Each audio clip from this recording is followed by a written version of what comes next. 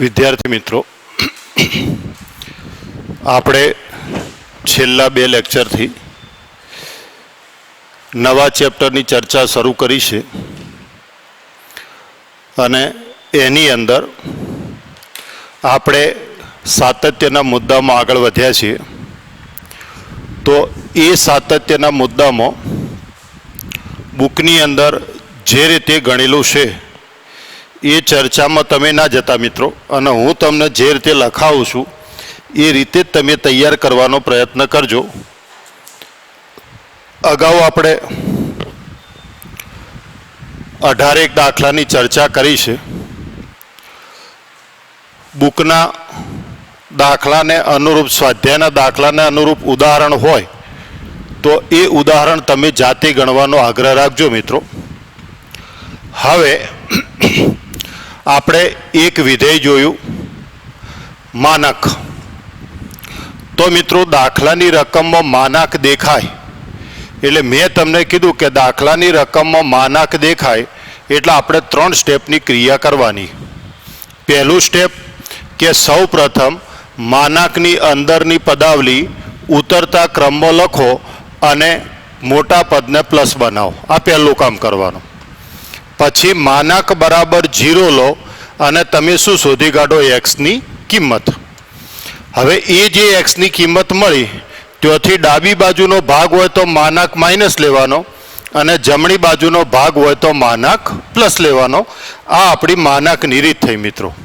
હવે આપણે ત્યાંથી આગળ વધીએ અને બીજા પૂર્ણાંક ભાગ. આ પૂર્ણાંક ભાગનો સંકેત છે, મહત્તમ પૂર્ણાંક ભાગનો, કે પૂર્ણાંક ભાગ એક્સનો અર્થ શું થાય? એક્સ કે એક્સથી નાના હોય તેવા મહત્તમ પૂર્ણાંક. એટલે આ રીતે મિત્રો. આનો અર્થ આવો થાય, એક્સ જેટલો કે એક્સથી નાનો હોય તેવો મહત્તમ પૂર્ણાંક. આ મિત્રો જે તમને વાત કરી છે ને એ જવાબ એનો જ આવે. એક સમજવા માટે 2-3 ઉદાહરણ લઈ લઉં કે -2.5. તો -2.5 જેટલો કે -2.5 થી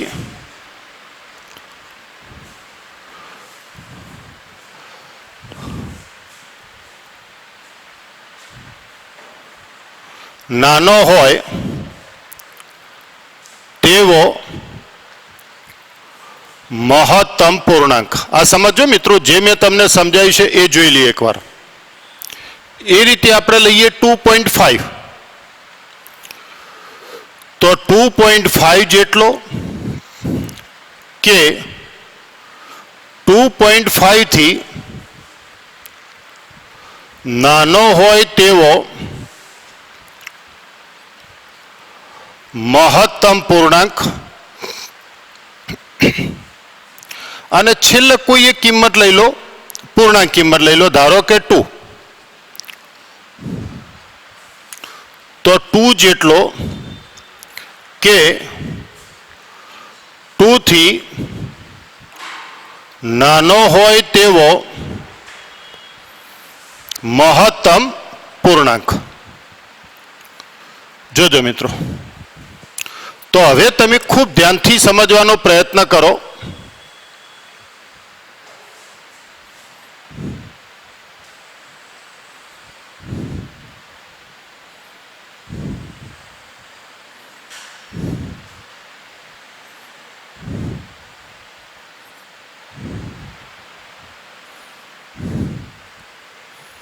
-4, -3, -2, -1, 0, 1.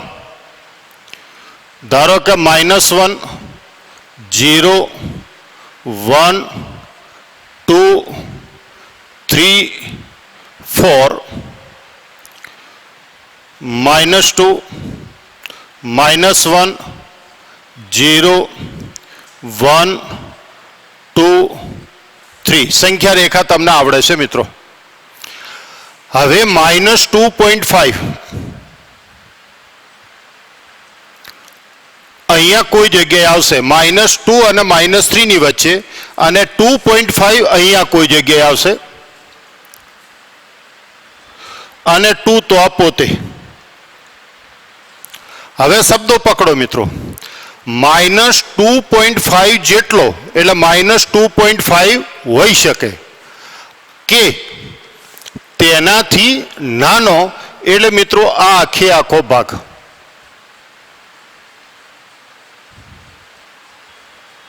આટલો ભાગ આવે, -2.5 એની અંદર આવી ગયો.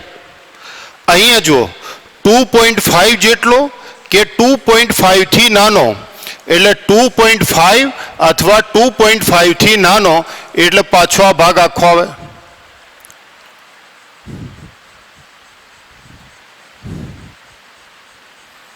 આટલા સુધીનો. અને 2 જેટલો કે 2 થી નાનો એટલે એ આખે આખો ભાગ આવે.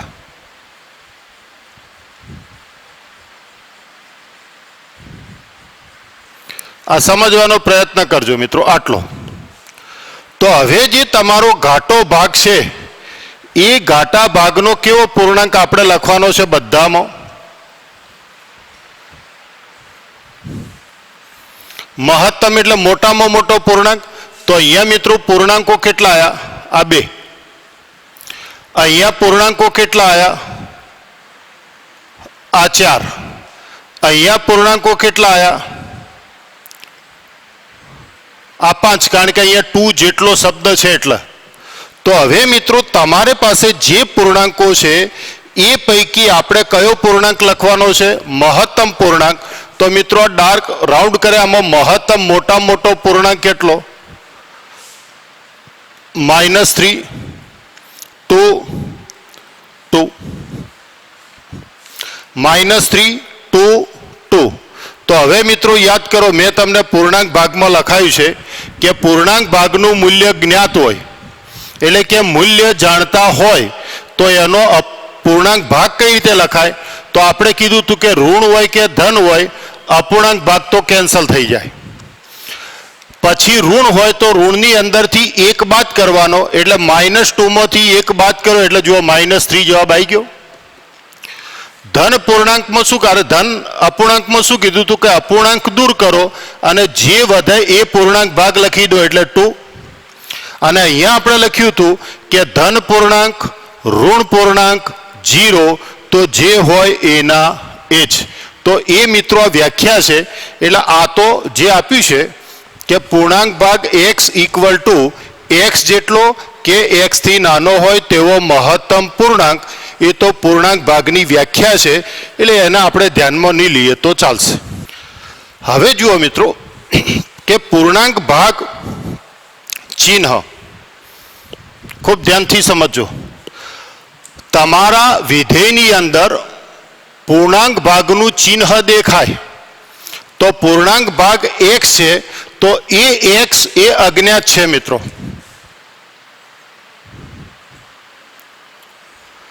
આ મૂલ્ય અજ્ઞાત છે.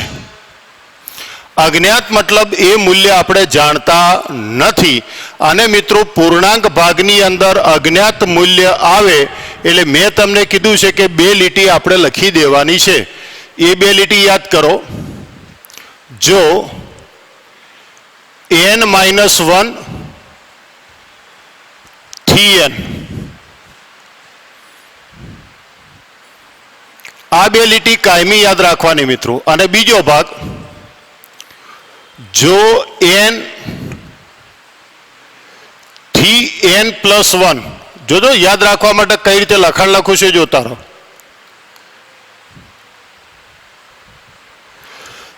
મેં તમને કીધું હતું કે અહીંયા તમને કોઈ કિંમત આપી નથી. શબ્દ શું છે? પ્રત્યેક પૂર્ણાંક. એટલે ધારો કે આપણને નથી આપ્યો તો આપણે પૂર્ણાંક કયો લઈ લઈએ? x = n.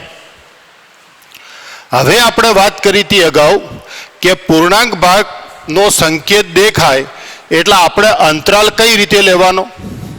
તો આપણે અંતરાલ એ રીતે લેવાનો કે દરેક અંતરાલમાં એક અને માત્ર એક જ પૂર્ણાંક આવે એટલે ક્રમિક કિંમત લેવી પડે. તો આનાથી મોટી ક્રમિક કિંમત કઈ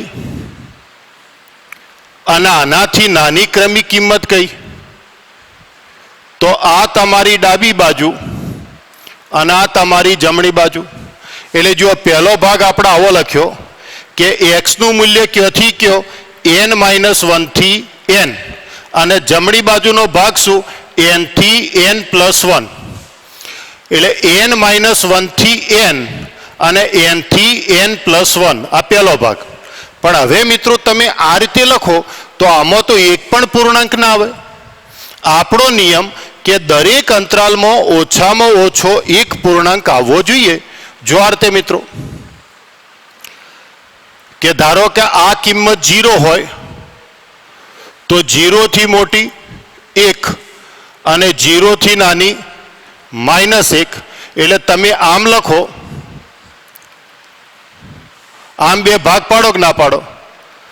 તો આપણે શું કીધું કે પૂર્ણાંક ભાગની અંદર આપણા અંતરાલમાં એક અને માત્ર એક જ પૂર્ણાંક આવવો જોઈએ. તો મિત્રો મને કહો કે આમાં કયો પૂર્ણાંક આવે? તો એકે ના આવે મિત્રો. એટલા માટે આપણે શું નિયમ બનાવવાનો કે જે તમે પહેલી કિંમત લખો તે = ની નિશાની કરી દેવાની.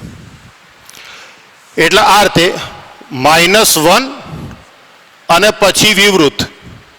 કોઈ કે અહીંયા = કરું તો ચાલે?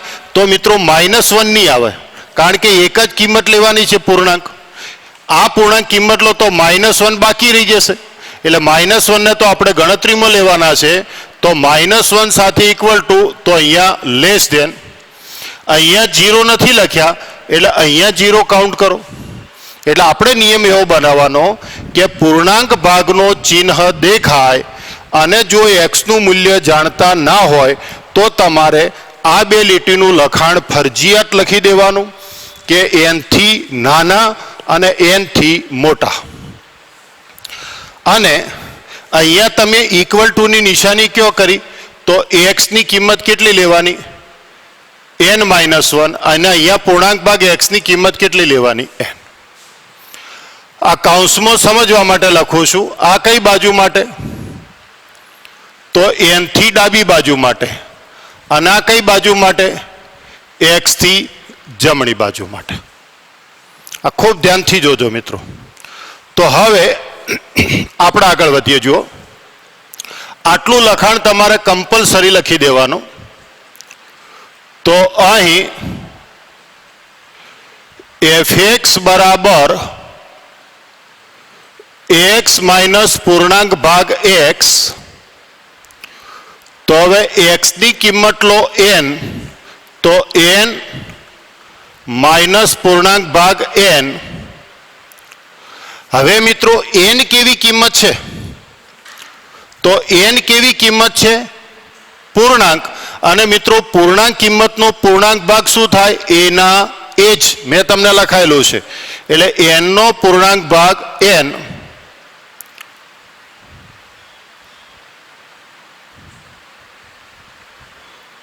n પૂર્ણાંક હોવાથી પૂર્ણાંક સંખ્યાનો પૂર્ણાંક ભાગ એનો એ થાય. એટલે આ તમને મળી ગયું મિત્રો વિધેયનું મૂલ્ય. હવે આપણે વાત કરી હતી એ પ્રમાણે કે દાખલાની રકમમાં માનાક હોય, દાખલાની રકમમાં પૂર્ણાંક ભાગ હોય, દાખલાની રકમમાં ચિહ્ન વિધેય હોય કે દાખલાની રકમમાં અસમતાવાળા વિકલ્પ હોય. સૌથી પહેલા તમારે ડાબી અને જમણી બાજુથી વિધેયનું લક્ષ શોધવું જ પડે.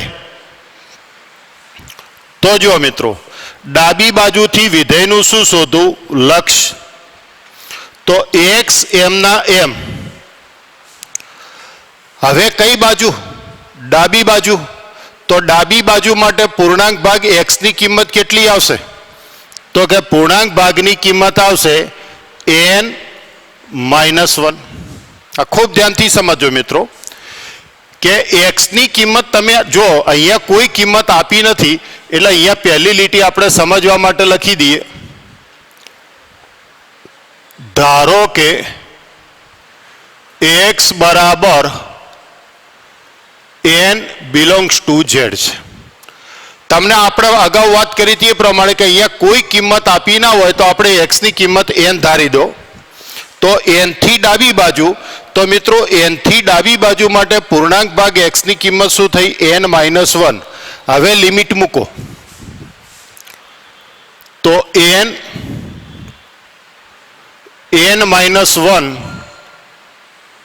એટલે 1. લિમિટ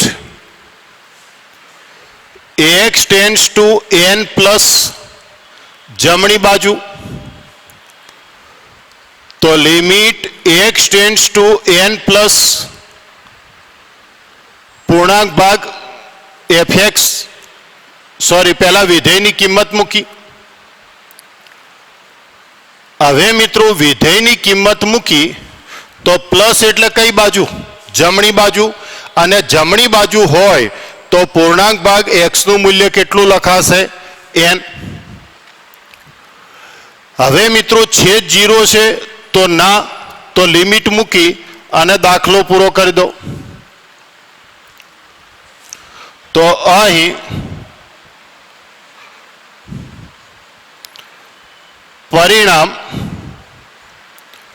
1, 2 અને 3 પરિણામ જોઈ લો મિત્રો. તો 3 નું મૂલ્ય સરખું છે ના, તો આપણે જવાબ લખી દઈએ પરથી. સોરી મિત્રો, અહીંયા ભૂલ કરી. અહીંયા વિધેય કયું છે? જી છો. આ ભૂલ સુધારજો મિત્રો, મારી ભૂલ થઈ છે. બધે વિધેય f નથી લખજો, જી લખજો, કારણ કે રકમમાં કહી દીધું છે.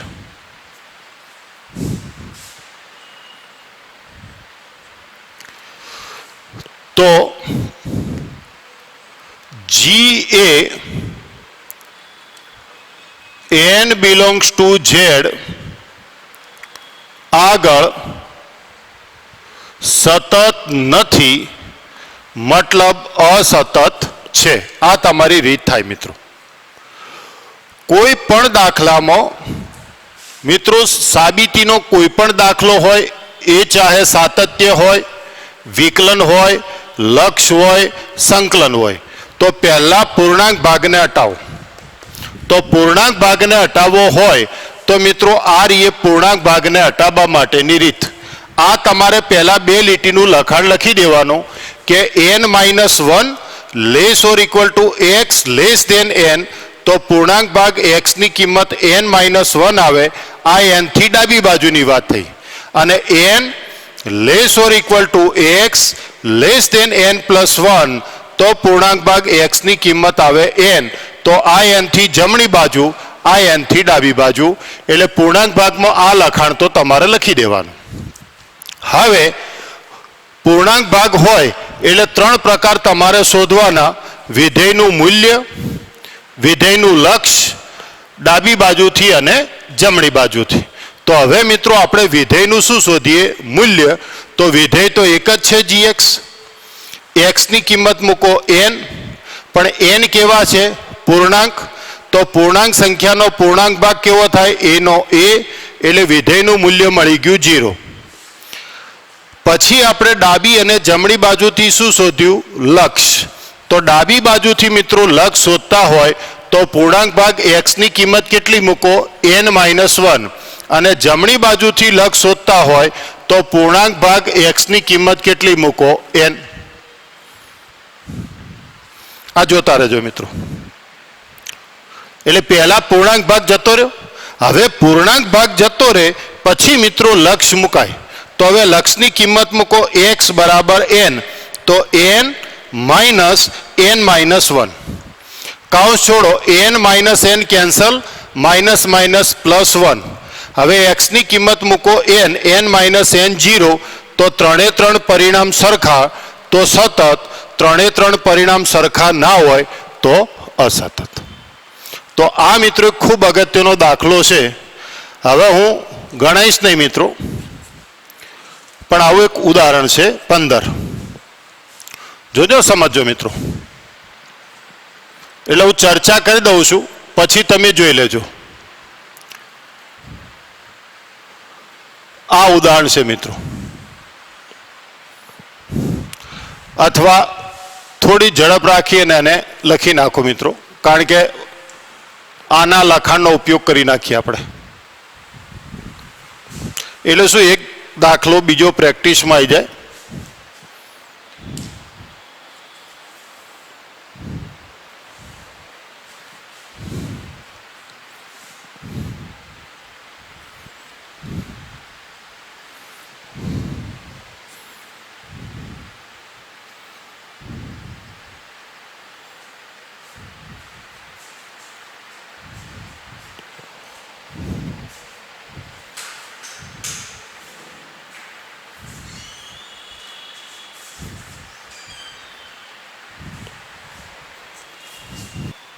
તો હવે જુઓ મિત્રો, એની એ જ વાત છે.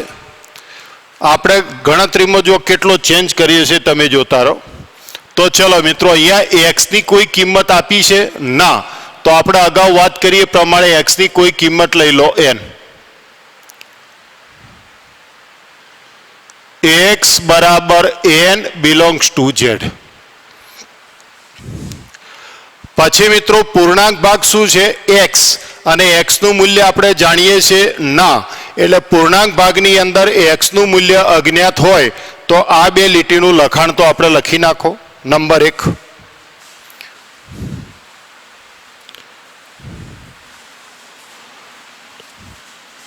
અહીં fx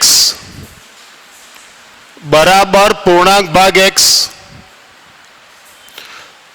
તો મૂલ્ય શોધીએ મિત્રો. એફ એન તો પૂર્ણાંક ભાગ એન. હવે મિત્રો એન કેવા?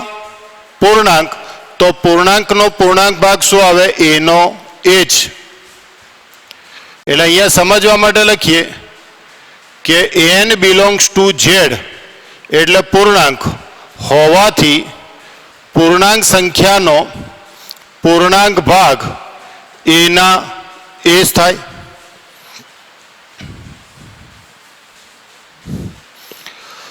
હવે મિત્રો આપણે ડાબી અને જમણી બાજુથી લક્ષ શોધીએ.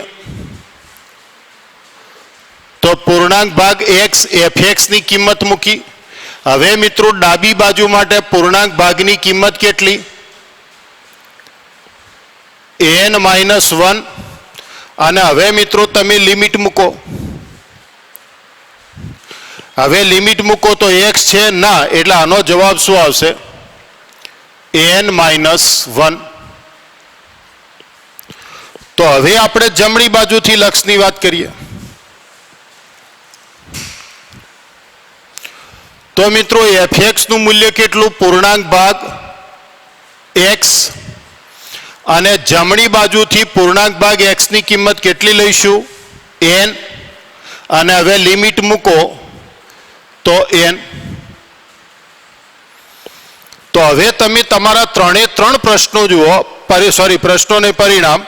તો 3 પરિણામ સરખા છે ના, તો જી એ x = n belongs to Z આગળ કેવા થઈ ગયા? અસતત. એટલે બંને દાખલાનું લખાણ કેવું રહેશે? 1 નું 1. તો તમે એને વ્યવસ્થિત સમજી અને લખી નાખો મિત્રો.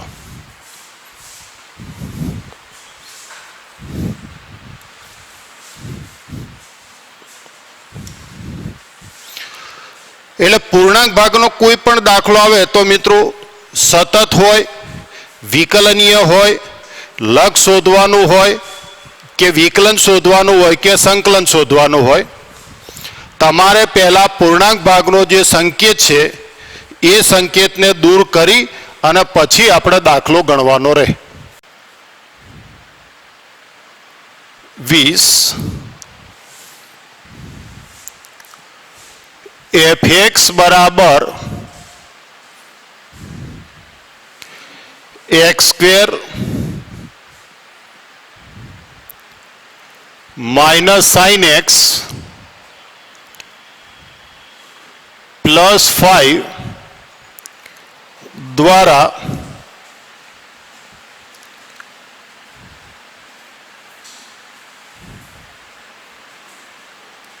વ્યાખ્યાયિત વિધેય x ઇક્વલ ટુ પાઈ આગળ સતત છે પ્રશ્નાર્થ.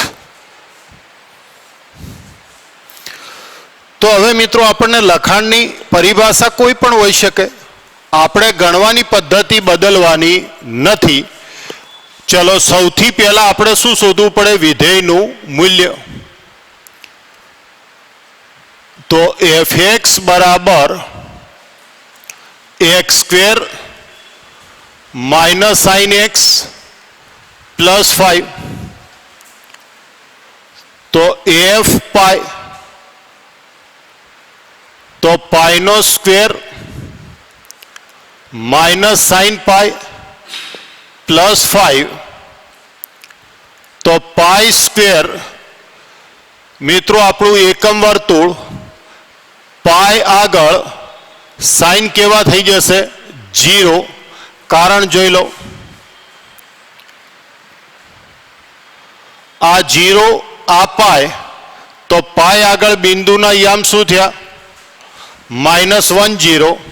તો પહેલો યામ કોસ પાઈ, બીજો યામ સાઇન પાઈ, એટલે સાઇન પાઈનું મૂલ્ય શું થઈ ગયું? 0. હવે આપણને લિમિટ તો આપી દીધેલી છે, x tends to pi fx.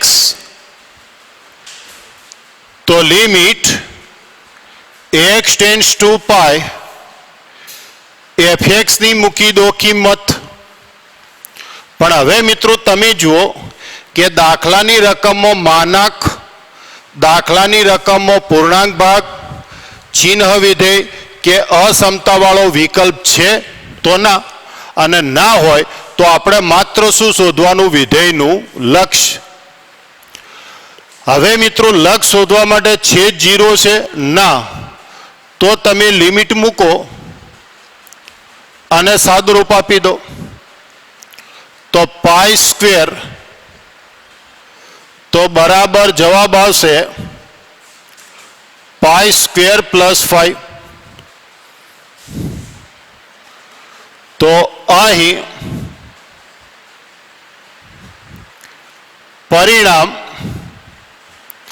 1 અને 2 પરથી limit x tends to pi fx બરાબર f પાઈ. મિત્રો બંને મૂલ્યો સરખા છે, અને બંને મૂલ્યો સરખા હોય તો f એ x બરાબર પાઈ આગળ સતત છે. અહીંયા મિત્રો એક શબ્દ ઉમેરી દો. કેમ? કારણ કે આટલો પ્રશ્ન હોય તો તમે જવાબ લખી દો કે સતત છે તોય ચાલે, પણ સતત છે કેમ? તો એનું તમે આ શું લખ્યું? કારણ. તો વ્યવસ્થિત સમજી અને લખી નાખો.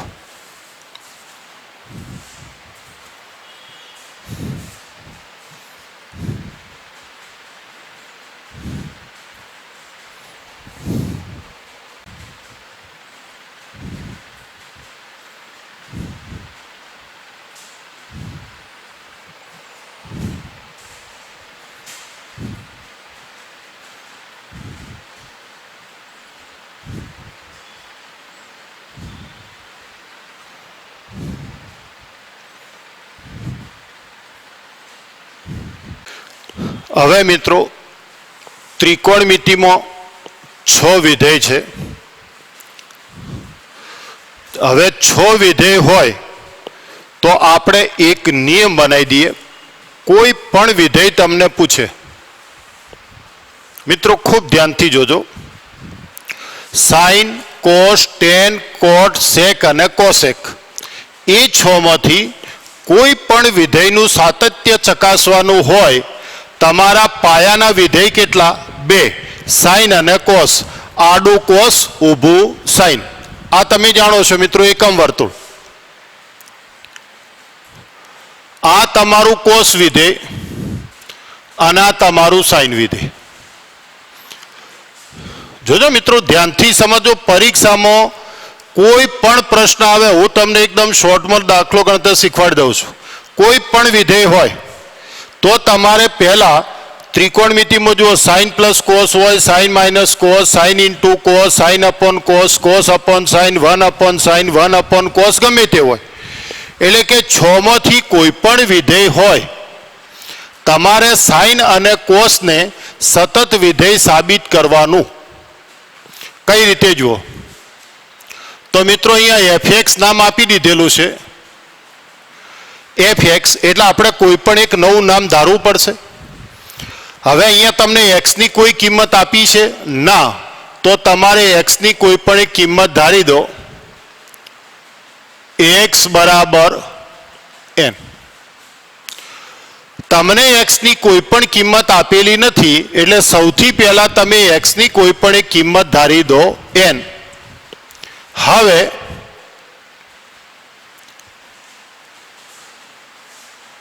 એફએક્સ નામ આપ્યું છે, એટલે હવે એફએક્સ નામ ના આપી શકો તો તમારે જીએક્સ નામ આપવાનું. તો જીએક્સ બરાબર સાઇન એક્સ, તો મૂલ્ય શોધો. તો જી એન બરાબર સાઇન એન. હવે limit x tends to n gx બરાબર limit x tends to n sin x. હવે જોજો મિત્રો, ખૂબ ધ્યાનથી સમજજો. ત્રિકોણમિતિય વિધેય હોય એટલે પછી ઘણા વિદ્યાર્થી શું કરે છે ખબર છે મિત્રો, કે અહીંયા કે સાહેબ કિંમત મૂકી દો, એટલે અહીંયા તમે લખી નાખો સાઇન એન અને 1 અને 2 પરથી સાઇન સતત છે એમ લખી નાખે છે. પણ મિત્રો ખૂબ ધ્યાનથી જોજો કે limit x tends to n sine x, આમ એકચ્યુઅલી આનો અર્થ આવો થાય, સાઇન આગળ અને આમ લખાણ લખાય મિત્રો. આ રીતે સાઇન વિધેય આગળ જાય અને એક્સ ઉપર લિમિટ આવે, પણ આ લખાણ તમે લખો એટલે જુઓ સાઇન, હવે લિમિટ મૂકો એટલે શું થયું એન, એટલે તમે શું લખો છો સાઇન એન. એટલે આ એક મિત્રો આપણી એક નેચરલ લખવાની ટેવ પડી છે, પણ આના ઉપરથી આ સ્ટેપ ક્યારે લખી શકાય, જ્યારે સાઇન સતત હોય તો જ લખી શકાય. આ ધ્યાન રાખજો મિત્રો. તમે ત્રિકોણમિતિમાં સીધી કિંમત મૂકી દો, એ ત્રિકોણમિતિમાં ડાયરેક્ટ કિંમત જલ્દી મુકાય નહીં. અને એ ક્યારે મુકાય, તો તમારું વિધેય સતત હોય તો. એટલે મિત્રો અહીંયા આપણે સાઇનને સતત સાબિત કરવું છે, એટલે જો તમે લિમિટ મૂકી દેશો તો સાઇન સતત ઓટોમેટિક થઈ જશે. તો આપણે અહીંયા સાઇનને સતત સાબિત કરવું છે, એટલે સાઇનમાં આપણે લિમિટ મૂકવાની નહીં. આ યાદ રાખજો મિત્રો. ત્રિકોણમિતિનો કોઈ પણ દાખલાનું સાતત્ય ચકાસવાનું આવે, મગજમાં સેટ કરજો. ત્રિકોણમિતિના 6 માંથી કોઈ પણ વિધેયનું સાતત્ય ચકાસવાનું હોય તો તમારે કોની જરૂર છે, તો જે વિધેયની જરૂર હોય, એકલા સાઇનની જરૂર હોય તો એકલું સાઇન, એકલા કોસની જરૂર હોય તો એકલું કોસ, એનું સાદુરૂપ આપી દેવાનું. અરે સાબિતી. તો હવે જુઓ મિત્રો, હવે આપણે શું કરવાનું તો ધ્યાન રાખજો. તો હવે આનું લક્ષ્ય આપણે શોધવું પડે. વાત સમજ્યા ને મિત્રો? તમે આની અંદર એન ના મૂકી શકો. કેમ? કારણ કે એન ક્યારે મૂકી શકાય, સાઇન સતત હોય તો, અને સાઇન સતત છે તો ના. સાતત્ય તો આપણે ચેક કરવાનું છે, એટલે અહીંયા સાઇનને આપણે સતત સ્વીકારવાનું નથી, અને સાઇન સતત ના હોય તો ડાયરેક્ટ લિમિટ આપણે મૂકતા નથી. તો હવે આપણે આગળ વધીએ. જુઓ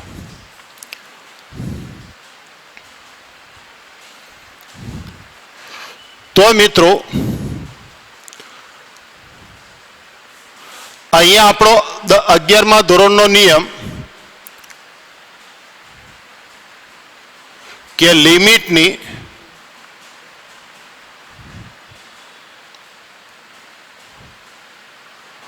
બાદબાકીવાળા પદ માટે યાદ કરજો મિત્રો, આપણી પેલી પાઈ વાળી લિમિટ, એના સંદર્ભમાં આ તો એક યાદ રાખવા માટે પાઈ વાળી લિમિટ યાદ રાખજો. અને પાઈ વાળી લિમિટમાં આપણે શું કરતા, તો લિમિટની બાદબાકી વાળા પદ માટે શું લેતા, આદેશ. હવે મિત્રો જ્યારે તમે આદેશ લો ત્યારે ચલ પદને શું બનાવી દેવાનો, સૂત્રનો કરતા. ચલ પદ જે હોય એને સૂત્રનો કરતા બનાવો અને પછી લિમિટ બદલતા કે જ્યારે x ની કિંમત n ત્યારે તો મિત્રો જે તમારી જૂની લિમિટ છે, આ ખૂબ ધ્યાનથી સમજો મિત્રો, 11માં બધું ગણાયેલું છે, તો એ જૂની લિમિટ છે એ તમારે આદેશમાં મૂકવાની. તો x ની કિંમત કેટલી, n, તો x ની કિંમત n મૂકો તો n માઇનસ n શું થઈ ગયું, 0. તો થીટાની કિંમત શું થઈ, 0 થાય. આટલું કામ મિત્રો વધારાનું કરવાનું. તો હવે જો અહીં limit x tends to n gx, limit x tends to n sin x મૂકો કિંમતો મિત્રો, તો લિમિટ થીટા ટેન્ડ્સ ટુ શું થઈ ગયું, 0, અને x ની કિંમત શું થઈ, થીટા પ્લસ n, તો લિમિટ થીટા ટેન્ડ્સ ટુ 0 મિત્રો સાઇનનું સરવાળા સૂત્ર sine theta cos n cos theta sign n. હવે આપણી લિમિટ કોના ઉપર આધાર રાખે છે, થીટા ઉપર. તો હવે લિમિટ મૂકો મિત્રો, તો sine 0 cos n cos 0 sine n, તો સાઇન 0 0 કોસ 0 1, તો બરાબર જવાબ શું આવ્યો, સાઇન n. તો અહીં પરિણામ 1 અને 2 પરથી લિમિટ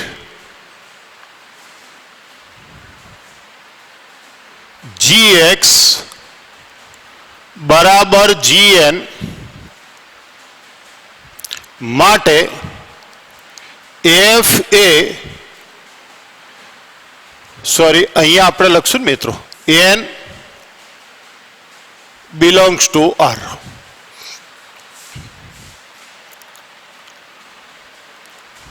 આગળ સતત છે. તો આ મિત્રો તમે ત્રિકોણમિતિનો કોઈ પણ દાખલો આવે ત્રિકોણમિતિનો, તો ત્રિકોણમિતિના કોઈ પણ દાખલાની સાબિતી પરીક્ષામાં પૂછાય તો તમારે સાઇનની જરૂર હોય તો સાઇન, કોસની જરૂર હોય તો કોસ, અને બંનેની જરૂર હોય તો બંને વિધેય સતત સાબિત કરી નાખવાના. અને આ મિત્રો એક સતત સાબિત કરવા માટેની રીત કે સાઇન હોય તો પહેલા x ની કિંમત r ગણની અંદર તમે કોઈ પણ ધારી દો, પછી gx બરાબર sin x છે એટલે x ની કિંમત મૂકો એટલે એ તમારું પરિણામ નંબર 1. પછી લક્ષ શોધવાનું. તો લક્ષ શોધવા માટે શું કરવાનું મિત્રો, તો સીધી લક્ષમાં કિંમત મૂકવાની નહીં, તમારે લિમિટની બાદબાકીવાળા પદ માટે આદેશ લેવાનો, પછી ચલ પદને સૂત્રનો કરતા બનાવવાનો, અને આપેલી લિમિટને આદેશમાં મૂકી નવા ચલની કિંમત શોધી કાઢવાની, એને કહેવાય લિમિટ બદલો. તો હવે લિમિટ gx બરાબર gx ની કિંમત sin x, x ની કિંમત શું લખી થીટા પ્લસ n, અને તમારી જૂની લિમિટની જગ્યાએ નવી લિમિટ આવી થીટા ટેન્ડ્સ ટુ 0. એટલે હવે ખૂણો આવી ગયો, એટલે ખૂણાનું મૂલ્ય તમે ત્રિકોણમિતિમાં મૂકી શકો. તો સાઇન આલ્ફા પ્લસ બીટાનું સૂત્ર કોઈ અહીંયા ના મૂકતા મિત્રો. તો સાઇન આલ્ફા પ્લસ બીટાનું મૂલ્ય શું?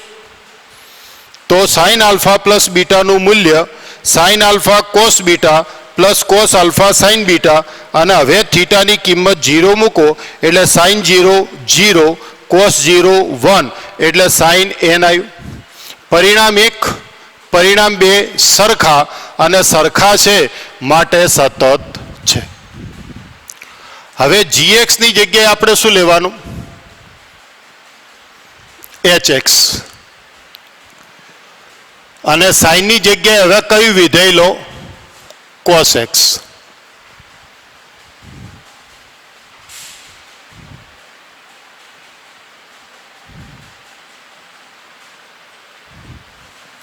તો રીત એની એ જ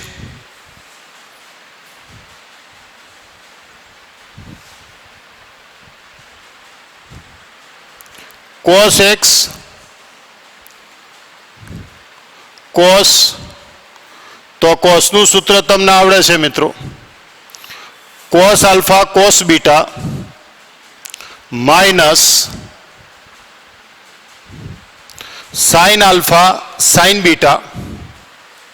તો લિમિટ મૂકો, કોસ 0 માઇનસ સાઇન 0, તો 1 0, એટલે જવાબ આવશે કોસ n. સોરી, અહીંયા ઉપરના દાખલામાં f નહીં મિત્રો, અહીંયા ઉપરના દાખલામાં g લખજો, ભૂલ થઈ છે. અહીંયા g છે એટલે અહીંયા g લખજો. હવે hx hn, તો અહીંયા લખી દો h. તો આ મિત્રો વાત થઈ fx બરાબર આ ત્રણમાંથી કોઈ પણ દાખલો આપેલો હોય તો અહીંયા આપણે બે વિધેયની જરૂર પડે, સાઇન અને કોસ. તો પહેલા તમે સાઇન અને કોસને સતત વિધેય સાબિત કરી દો. તો મિત્રો સાઇન હોય કે કોસ હોય એને સતત સાબિત કરવા માટેની આ રીત છે, એટલે એ પહેલા બરાબર તૈયાર કરી કાઢો. હવે આપણે લખીએ પહેલો ભાગ કે અહીં સાઇન x અને cos x A x belongs to r આગળ સતત છે. એ તમે જાણો છો મિત્રો. કેમ? તો હાલ સાબિત કર્યું આપણે કે સાઇન અને કોસ વિધેય સતત છે એવું આપણે હાલ સાબિત કર્યું મિત્રો. એટલે આ સાઇન અને કોસના સતતની સાબિતી છે ને એ મિત્રો વ્યવસ્થિત તૈયાર કરી નાખજો. તો હવે મેં તમને એક પ્રમેય લખાયું હતું કે બે વિધેય સતત હોય તો સતત વિધેયનો સરવાળો એ પણ સતત થાય. આપણું પ્રમેય કે બે વિધેય સતત હોય તો બે વિધેયનો સરવાળો પણ શું થાય? સતત. અને આના આપણા વિધેયમાં શું કીધું? fx. તો fx એ આગળ સતત થાય. આ પહેલાની સાબિતી પૂરી. તમે સાબિત કર્યું સાઇન કોસ સતત છે. મિત્રો બે સતત વિધેયનો સરવાળો પણ સતત થાય, બાદબાકી એ સતત થાય, ગુણાકારે સતત થાય. એ રીતે બી ભાગ લખું કે અહીં સાઇન x અને cos x એ x બરાબર n બિલોંગ્સ ટુ r આગળ સતત છે. હવે મિત્રો બે સતત વિધેય હોય તો બંનેની બાદબાકી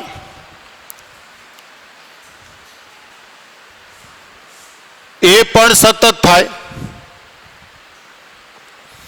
બંને વિધેય સતત હોય તો સતતનો જેમ સરવાળો સતત થાય એમ સતતની બાદબાકી પણ સતત થાય. તો હવે આને નામ આપી દીધું fx. તો fx A x belongs to r આગળ સતત થાય. ચલો એ રીતે સી લખો કે સાઇન અને કોસ એ સતત છે તો સતત વિધેયનો ગુણાકાર પણ શું થઈ જાય? સતત. અને સતત વિધેયનો ગુણાકાર સતત થાય તો આ પણ વિધેય શું થઈ ગયું? સતત. લખી નાખો તમે.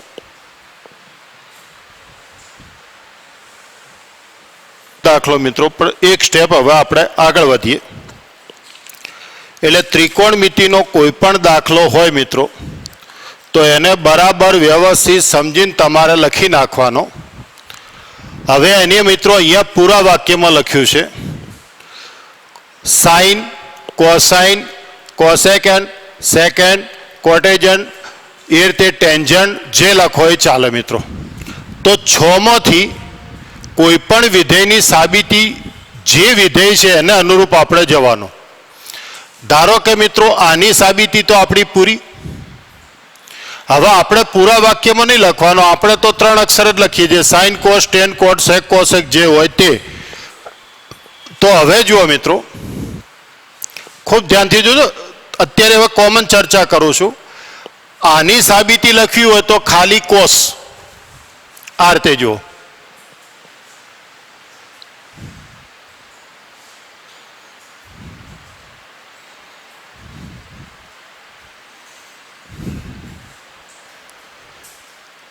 ધારો કે x બરાબર x ની કિંમત આપેલી નથી એટલે x ની કિંમત તમે લઈ લો. હવે આપણે તો મિત્રો 3 જ અક્ષર લખવાના. તો fn તો cos n. હવે મિત્રો આપણે લખાણ ટૂંકું બનાવવું છે અને લખાણ ટૂંકું બનાવવું છે એટલે હવે આપણે આદેશ લઈ લો. પેલું વચ્ચે લખાણ નહીં લખીએ, છેલ્લે લખીએ. એટલે શું 2 સ્ટેપ આપણા ટૂંકા થાય. કયા? તો કે મિત્રો લક્ષ શોધવા માટે આપણે ત્રિકોણમિતિમાં શું લેવાનો? આદેશ. તો મિત્રો ત્રિકોણમિતિની અંદર લક્ષનો આદેશ શું લેતા હતા?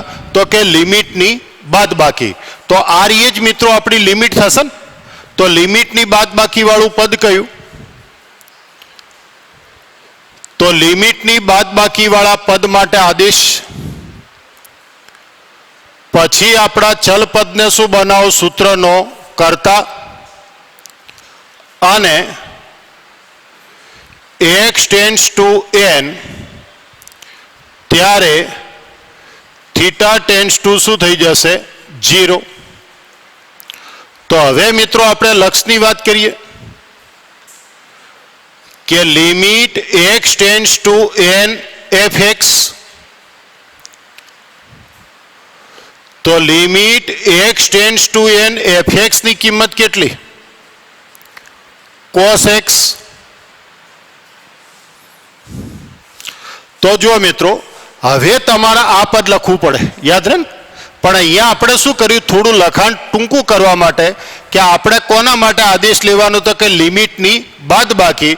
તો x માઇનસ n માટે આદેશ લીધો તો ચલ પદને સૂત્રનો કર્તા બનાવ્યો અને આપણી લિમિટને આદેશમાં મૂકો એટલે નવા ચલની કિંમત મળી ગઈ. તો limit theta tends to 0 cos theta plus n. તો limit theta tends to 0, cos theta cos n, sin theta sin n. અને હવે લિમિટ મૂકીએ મિત્રો તો cos 0 cos n,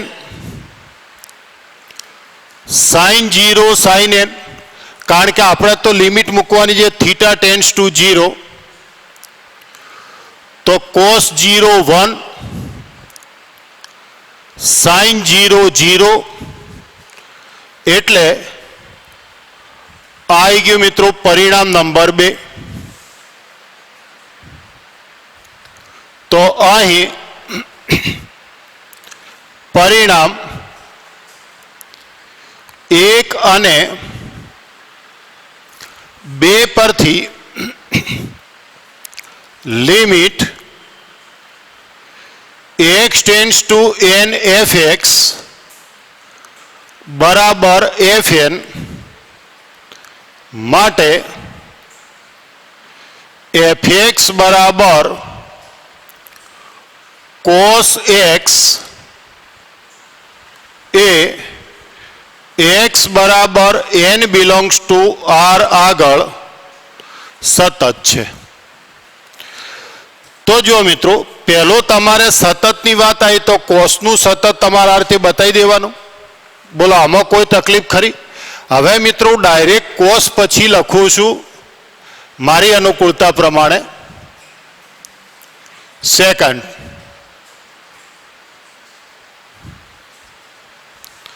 તો હવે જુઓ મિત્રો આપણા પાયાના વિધેય તો બે જ સાઇન અને કોસ, તો સેક માટે કોની જરૂર પડે? કોસની. તો પહેલા કોસને તમે આ રીતે સતત બતાવી દો. હવે મિત્રો જુઓ હવે આગળ આટલું લખી દેવાનું કે અહીં 1 અને cos a x બરાબર n બિલોંગ્સ ટુ r આગળ સતત છે. કોઈ કે 1 ક્યાંથી ઘુસાડ્યું? તો 1 એ તો મિત્રો અચળ વિધેય છે અને આપણે અચળ વિધેય એ હંમેશા સતત હોય.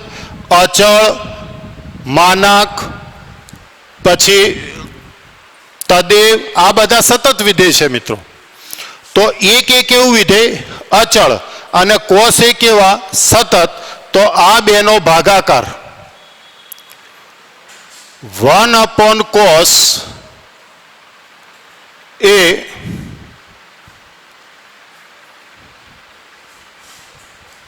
સતત છે. તો 1/cos એટલે sec એ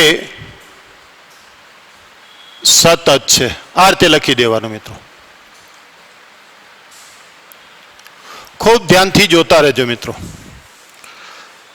તમારે સેક આવે તો સેક એ કોનું વ્યસ્ત? તો કોસનું. તો પહેલા કોસને સતત બતાવી દો. હવે 1 અને કોસ સતત હોય તો એ બેનો ભાગાકાર સતત થાય એટલે સેક કેવું વિધેય થઈ ગયું? સતત. હવે મિત્રો આપણે કોની વાત કરવી છે? કોસેક.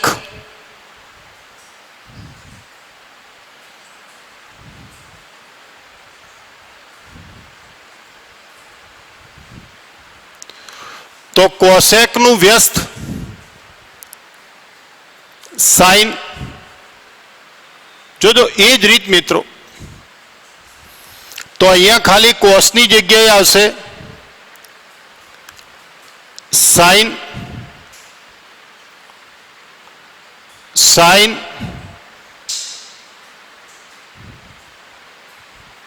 તો sine cos plus cos sine,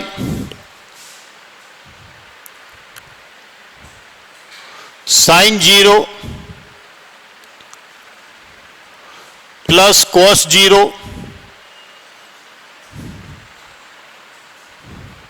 sine 0 0 cos 0 1 तो साइन n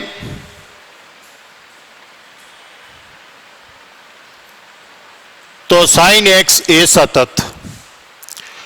હવે 1 અને sin x એ સતત, તો 1 ભાગ્યા sin x સતત, તો cosec x એ સતત છે. એટલે આ તમારું મિત્રો આવી ગયું cosec.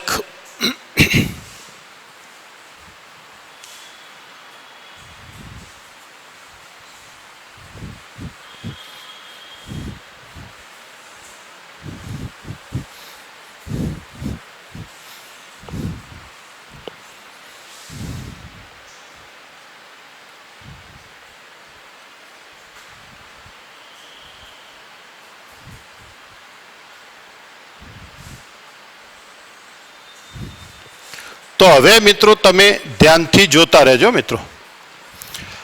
તમારે જો કોસેક હોય તો પહેલા સાઈન ને સતત બતાવો, સેક હોય તો પહેલા ટેન ને સતત બતાવો, અરે સેક હોય તો કોસને. હવે મિત્રો કોટ અને ટેન છેલ્લો મુદ્દો. તો કોટ અને ટેનમાં આ લખી દેવું પડે મિત્રો. પહેલા તમે સાઈન ને સતત બતાવો, પછી તમે કોસને સતત બતાવો. આખો દાખલો તમારે ગણવો પડે અને એ ગણ્યો પછી તમારે આમ લખવાનું કે અહીં cos x અને sin x એ x બરાબર n બિલોંગ્સ ટુ n આગળ સતત છે. માટે બેનો ગુણોત્તર cos upon sin x એ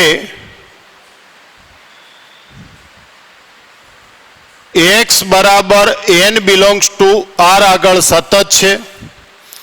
માટે cot x એ r આગળ સતત છે. એટલે અહીંયા મિત્રો પહેલું તમારે લખાણ સાઈન સતત છે એવું બતાવવું પડે, પછી તમારું લખાણ કોસ સતત છે એવું બતાવવું પડે, અને પછી મિત્રો આ દાખલો તમારે ગણવાનો.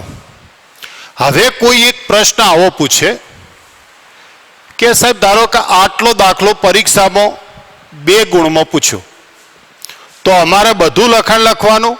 તો મિત્રો 2 ગુણમાં હોય ને તો તમારે શું કરવાનું? કોઈ એક સતત બતાવવાનું. પહેલું ધારો કે તમે સાઈન એક સતત બતાવ્યું તો નીચે પછી લીટી લખવાની કે તે જ રીતે કોસ એક્સ એ એક્સ બરાબર n બિલોંગ્સ ટુ r આગળ સતત છે એવું લખી દેવાનું. તો એકને સતત બતાવવાનું અને તે જ રીતે બીજાને સતત સાબિત કરી શકાય એવું તમે લખી નાખશો ટૂંકમાં 2 ગુણમાં તો ચાલે.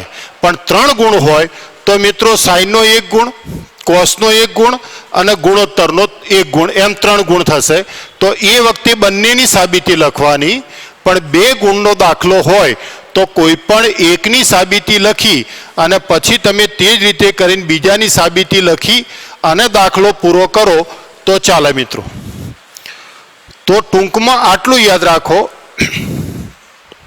કે ત્રિકોણમિતિનું કામ આવે એટલે પહેલા 2 વિધેયની સાબિતી તમને આવડવી જોઈએ, એક સાઈન અને એક કોસ. હવે જો સેક હોય તો કોસને સતત સાબિત કરો અને 1 અને કોસ સતત છે એટલે 1 ભાગ્યા કોસ સતત એટલે સેક સતત. કોસેક હોય તો સાઈનને સતત સાબિત કરો, 1 અને સાઈન સતત એટલે 1 ભાગ્યા સાઈન સતત કોસેક સતત. ટેન કોટ હોય તો સાઈન સતત કોસ સતત સાબિત કરો, સાઈન ભાગ્યા કોસ તો ટેન સતત, કોસ ભાગ્યા સાઈન તો કોટ સતત. તો આ રીતે તમે ત્રિકોણમિતિનો કોઈ પણ દાખલો લખજો, કારણ કે સતત વિધેયનો સરવાળો બાદબાકી ગુણાકાર ભાગાકાર સતત થાય. સંયોજનનો દાખલો છે એ આવતીકાલ આપણે ગણીશું.